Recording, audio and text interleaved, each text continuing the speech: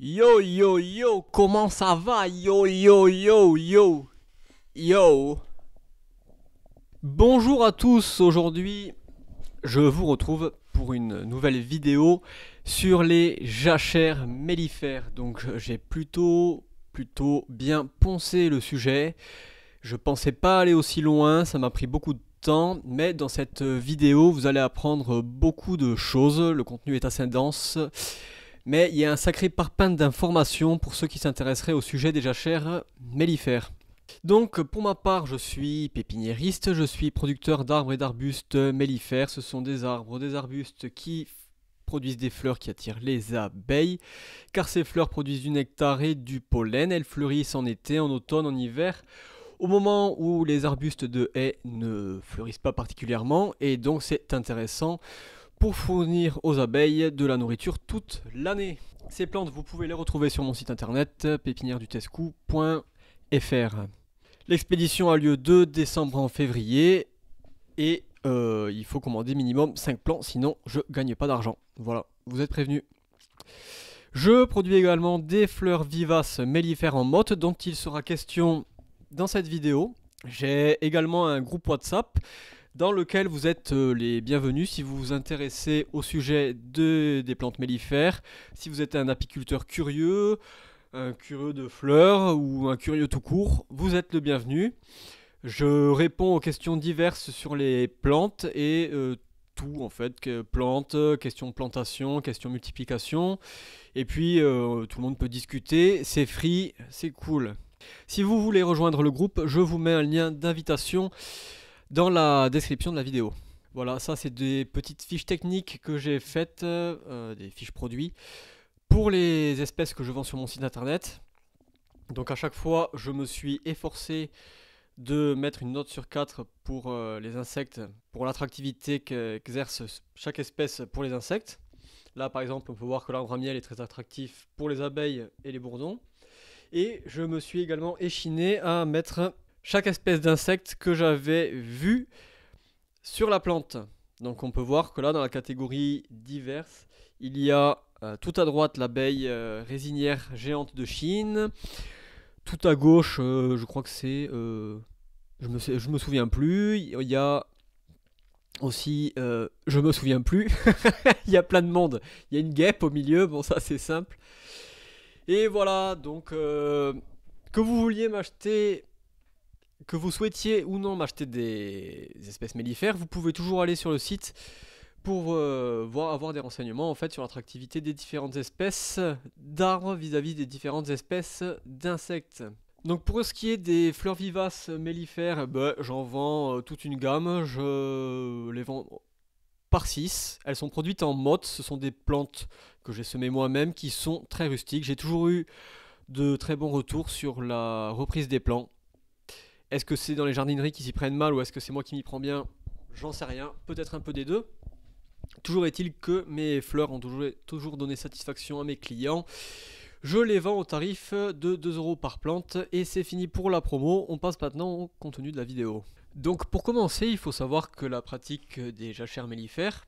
Une jachère mellifère, qu'est-ce que c'est? Eh bien c'est tout simplement une parcelle qui est mise entre guillemets en repos, une parcelle ou un lopin de terre sur lequel on va semer différentes espèces de fleurs qui ont pour vocation d'attirer les insectes. Donc si on parle de jachère mellifère, normalement ce sont des fleurs qui sont censées attirer les abeilles, puisque mellifère ça veut dire production de miel. Mais c'est un peu un truc fourre-tout et on va voir pourquoi. Donc la pratique des jachères mellifères, c'est une pratique qui est globalement très encouragée. Je vous ai mis à l'écran en fait 3 organismes par lesquels on peut passer et qui permettent de semer des jachères fleuries.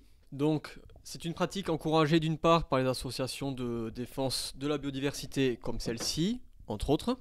Pratique encouragée également par le biais de partenariats apiculteurs-agriculteurs. Les 3 assos mentionnés ici le proposent. C'est sous forme de subventions pour payer les semences, entre autres. C'est également une activité que j'ai dite de greenwashing, ou activité du moins divertissante en entreprise. Je sais qu'il y a des entreprises qui font planter des fleurs, des haies à leurs employés, voilà. Et puis également, il y a des aides de la PAC, politique agricole commune, qui subventionnent des jachères mellifères. Donc, l'état des lieux que je fais des jachères mellifères que l'on trouve actuellement sur le marché, eh bien, c'est d'une part que ce sont des mélanges a priori passe-partout qui ne passent pas partout pour plusieurs raisons. Déjà, il y a dedans une association de fleurs vivaces qui ont un cycle de vie qui s'échelonne sur plusieurs années et de fleurs annuelles dont le cycle de vie s'échelonne sur un an. Le fait est que les jachères mellifères, les mélanges de semences qui sont vendus dans le commerce, sont vendus comme ayant une durée de vie qui s'échelonne au pire pour 3 ans et au mieux pour 5 ans. Sauf que si dans le mélange il y a par exemple pour moitié des espèces annuelles, au bout d'un an, concrètement, elles y seront plus. Donc la part du mélange qui va vivre plus d'un an est déjà réduite, donc c'est un peu problématique. Et là par exemple, la photo que j'ai mis en illustration présente très bien le problème. Dans les mélanges de jachères fleuries, de jachères mellifères, il y a quasiment de façon systématique des cosmos. Les cosmos, on les voit en première année. Et lorsque l'on sème une jachère mellifère, on se dit en première année, oh ben super, mon mélange il marche super bien, il y a plein de cosmos, ça tape à l'œil, c'est génial. Sauf qu'en fait, après, en général, on est un peu déçu. Car du fait de cette forte présence d'annuels, comme je disais, il n'y a pas de pérennité du couvert. Et souvent, la deuxième année, déjà on voit plus grand chose. Et puis la troisième, il n'y a plus rien, il n'y a plus que des mauvaises herbes. Et ça, c'est dû au fait que le pourcentage de vivaces qui est présent de base dans le couvert est trop faible. Et donc, dès la deuxième année, le taux de couverture du sol est beaucoup trop faible. Puisque là où poussaient les plantes annuelles, il n'y a plus rien, il y a du vide. La nature a horreur du vide, elle le remplace par les mauvaises herbes qui ont l'habitude de pousser sur le lieu.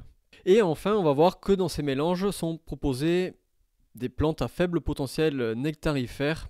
C'est assez cocasse, me direz-vous, pour des jachères mellifères, mais ça s'explique pour une bonne raison. Et cette raison, la voici, c'est qu'en fait, en gros, pour faire simple, moi, au fur et à mesure de mes recherches, j'ai fini par trouver des bons couverts, des bonnes jachères mellifères, on va le voir après.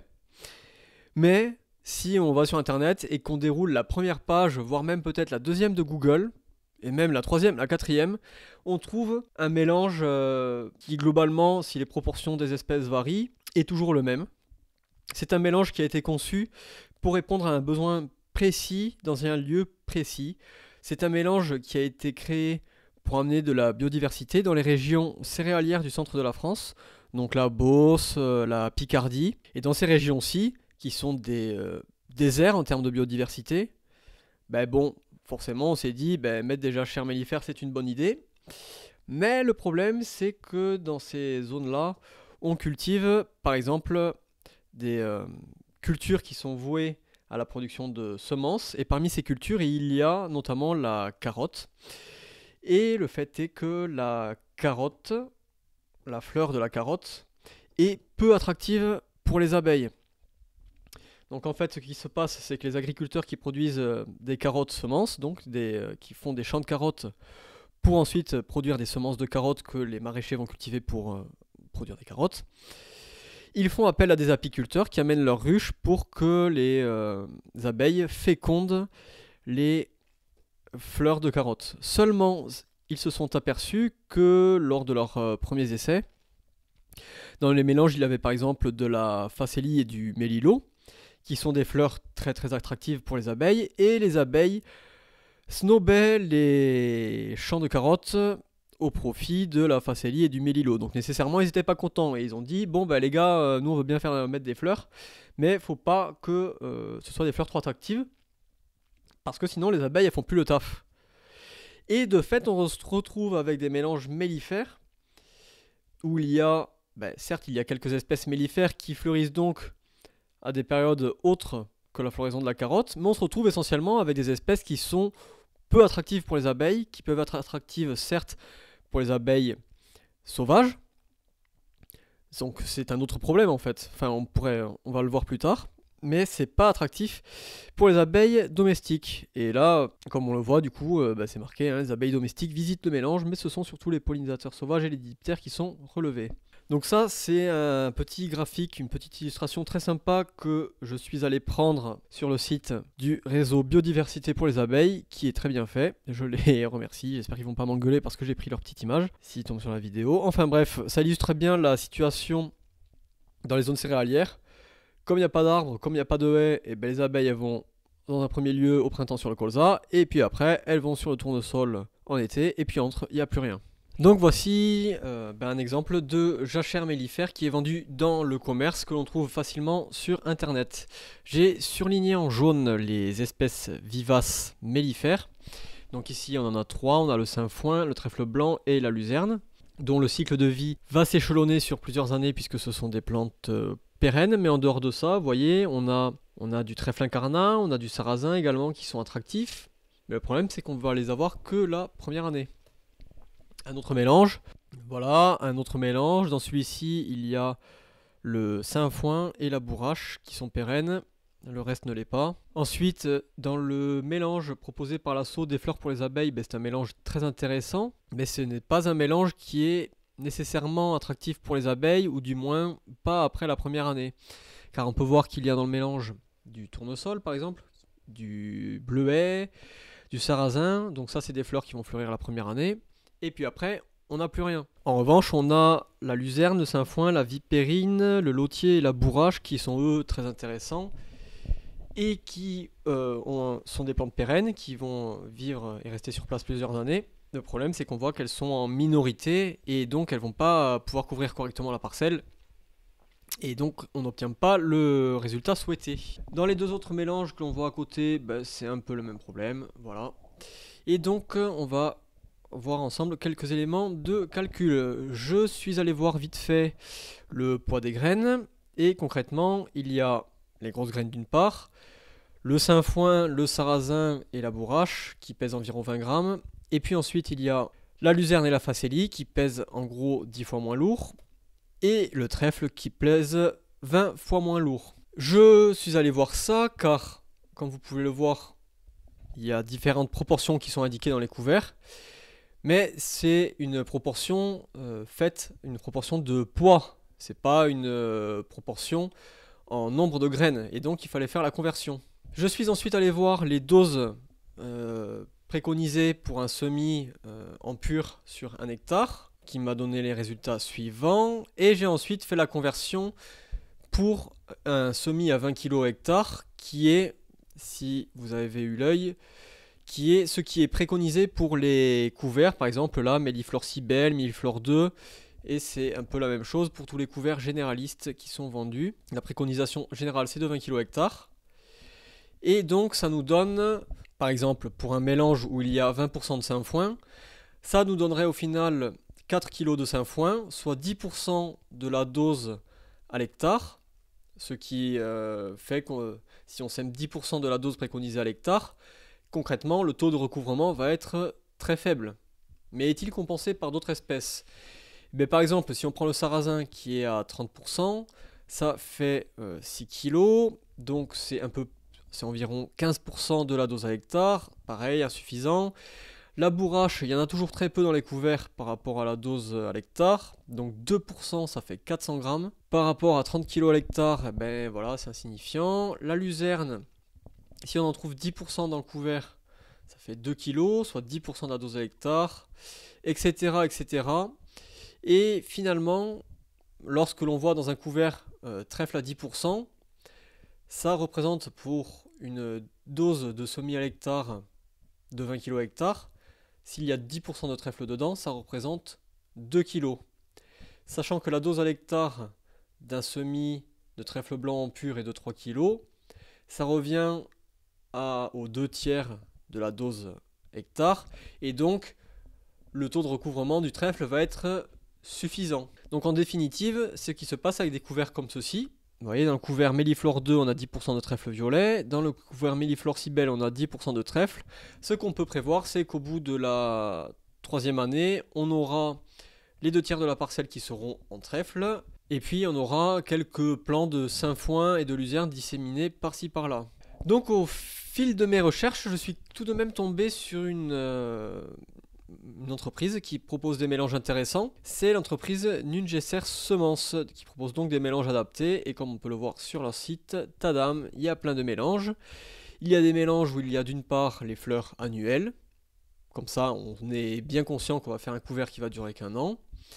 Et il y a des couverts pluriannuels, il y a des couverts spécial papillon, spécial oiseau, spécial auxiliaire. Et donc, on n'est plus dans ce genre de flou qui concerne les mélanges mellifères que l'on trouve dans le commerce, qui sont en fait voilà, des mélanges qui ne répondent à aucun besoin précis et qui ne sont finalement pas efficaces. Donc voilà, comme j'étais très content quand je suis tombé sur leur site, eh bien je vous mets une autre image. Par exemple là on a une description de couvert.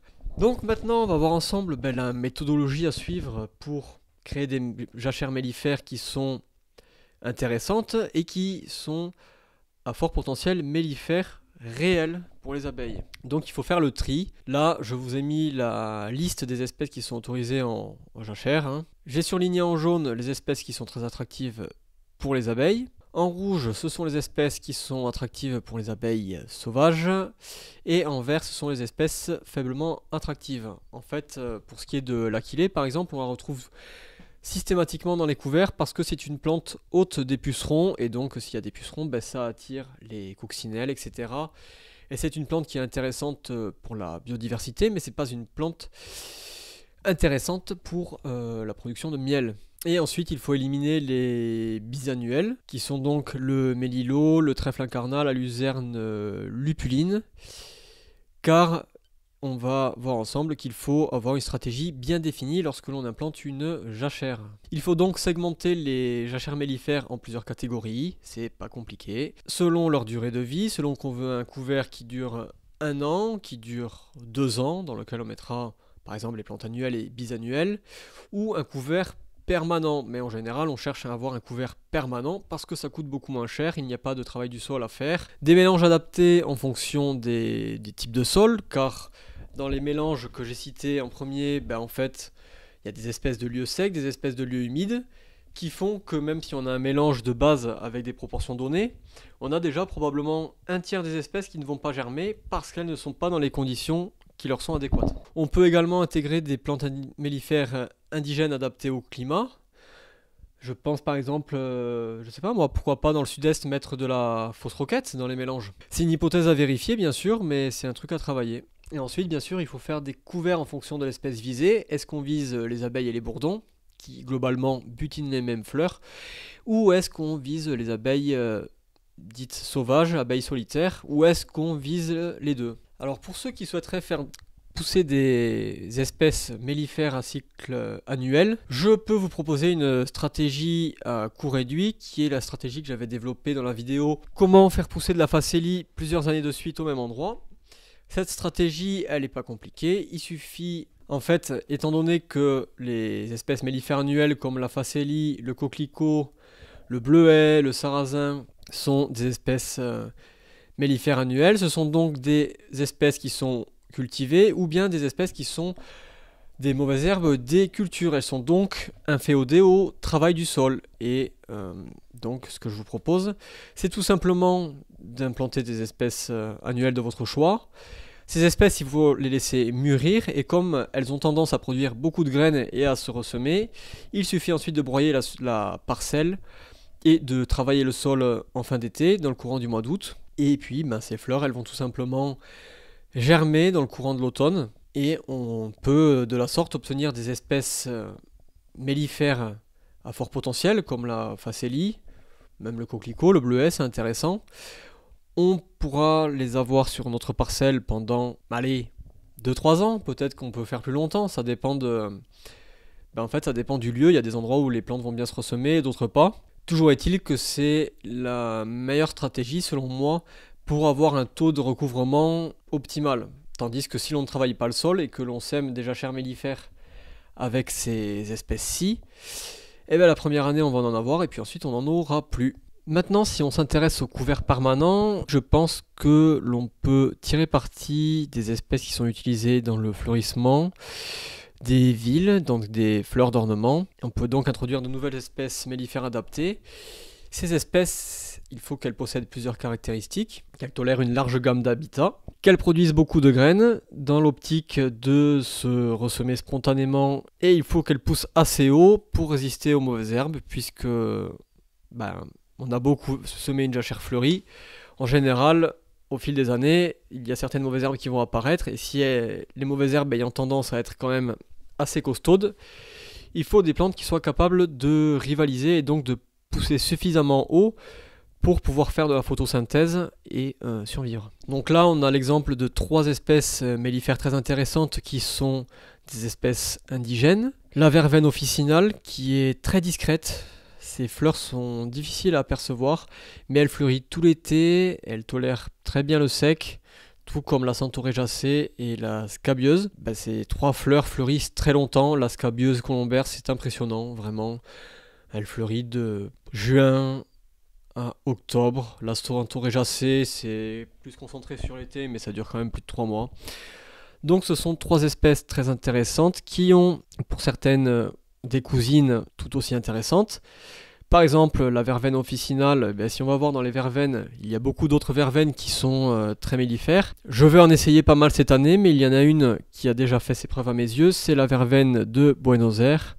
Et puis la scabieuse colombaire, elle a une cousine qui est la scabieuse Ochroleca, appelée également scabieuse jaune pâle, et qui a pour caractéristique de pousser plus haut que la scabieuse colombaire. La scabieuse colombaire, elle pousse maxi à 30-40 cm, tandis que la scabieuse Ochroleca, elle peut culminer à 1 mètre. Et donc, dans l'optique de dépasser les mauvaises herbes, c'est très intéressant. Ces 2 plantes fleurissent hyper longtemps et sont hyper attractives pour les abeilles. D'autres cousines de plantes indigènes que l'on trouve dans les couverts, ce sont par exemple le pavot somnifère. Donc vous inquiétez pas, vous n'allez pas défoncer vos abeilles avec ça. Le pavot somnifère est assez incroyable d'attractivité pour les abeilles. Ses fleurs sont plus grosses que le pavot des champs et elles sont donc très intéressantes. J'avais fait une vidéo là-dessus, je vous la mets dans la description. Une vidéo où j'ai filmé les abeilles dans les pavots somnifères chez moi. Et c'était vraiment un truc de fou. On a également l'agastache fenouil, qui est une espèce qui, a priori, se ressème facilement dans le sud-est de la France. Enfin, c'est l'écho que j'en ai eu. Et qui pourrait être très intéressante à intégrer dans les couverts mellifères. Donc, je vais faire de mon côté mes premiers essais de couverts permanents au printemps 2025. Sur la photo, le coteau que l'on voit là, c'est une parcelle de 3 hectares que je vais implanter en agroforesterie mellifère. Et là-dessous, je vais implanter un couvert à base de luzerne et de trèfle blanc. L'intérêt de ce mélange, c'est qu'il est complémentaire. D'une part, la luzerne, elle pousse, elle fait des pieds isolés qui poussent en hauteur. Tandis que le trèfle blanc, il a une végétation rampante. Il va permettre de combler les trous autour de la luzerne. Et d'autre part, le trèfle blanc il fleurit au printemps, tandis que la luzerne elle fleurit l'été. Donc c'est de base un mélange mellifère très intéressant. Beaucoup plus intéressant pour sa pérennité que les mélanges que l'on a vus, les mélanges mainstream entre guillemets, que l'on trouve dans le commerce. Et ce mélange, je vais y incorporer également des semences de verveine de Buenos Aires, de bourrache et de scabieuse Ochroleca, et on verra bien ce que ça donne, si ça germe, si ça pousse bien, et voilà, de là en découleront mes premières conclusions. Enfin, pour les petites surfaces, il faut savoir qu'il n'y a pas que la solution du semis, il y a une solution qui peut également être très intéressante, c'est la plantation de plants en motte. C'est plus intéressant car on peut choisir de façon beaucoup plus fine les espèces, en fonction du sol, du climat et du développement de chaque espèce. On peut aussi choisir la densité. La gamme d'associations est infinie. On peut également implanter des espèces qui sont très intéressantes d'un point de vue mellifère, mais qui se développent lentement et qui, dans un couvert semé, ne pourraient pas apparaître ou auraient peu de chances d'apparaître, car les autres espèces semées se développent beaucoup plus rapidement.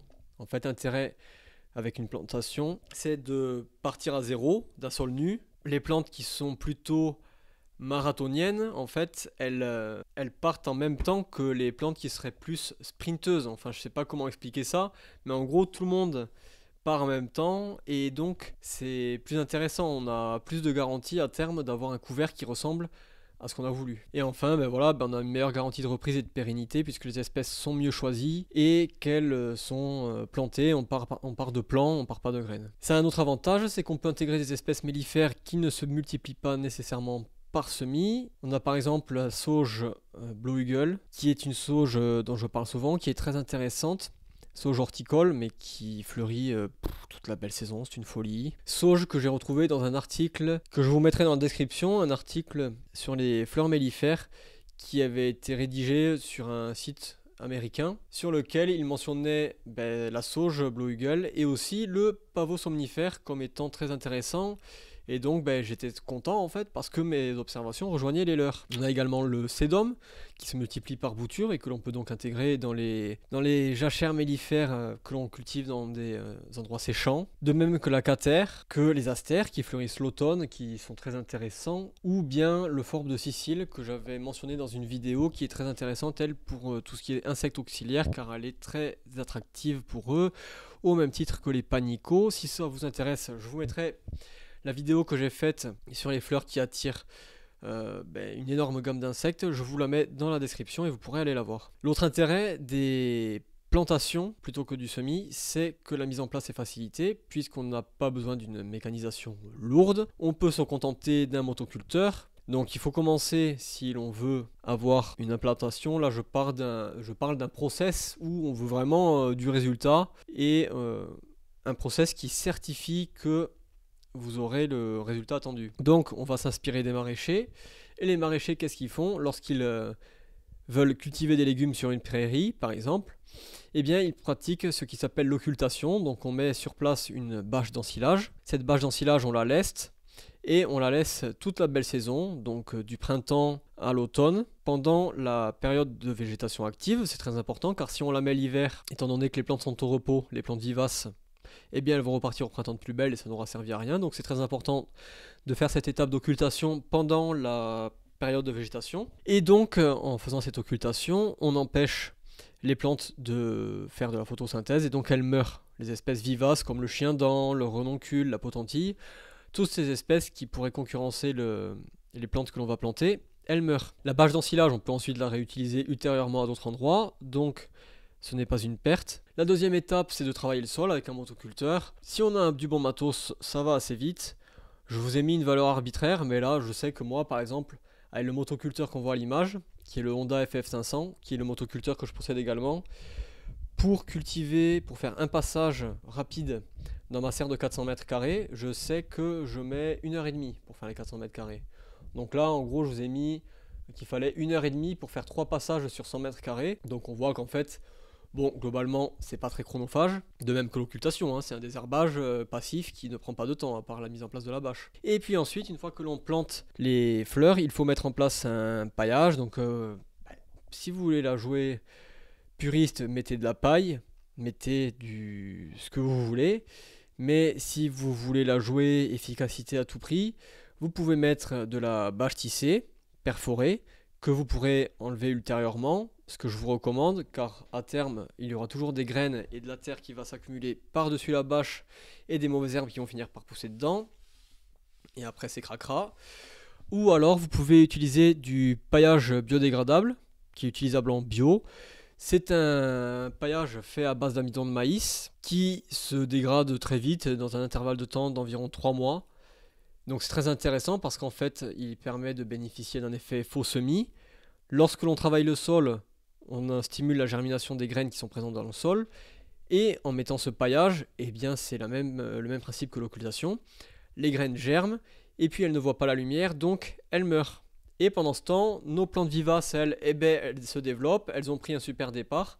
Et après, une fois que le paillage biodégradable s'est dégradé, les plantes vivaces, elles sont en place. Et les mauvaises herbes, elles ont beaucoup moins de propension à les concurrencer. Le problème du paillage biodégradable, c'est qu'en général, il est vendu par rouleau de 1500 mètres. Ou alors il est vendu sur internet, mais à des prix exorbitants pour ce qui est des petits volumes. Tandis que pour la bâche tissée, elle est vendue par rouleau de 100 mètres.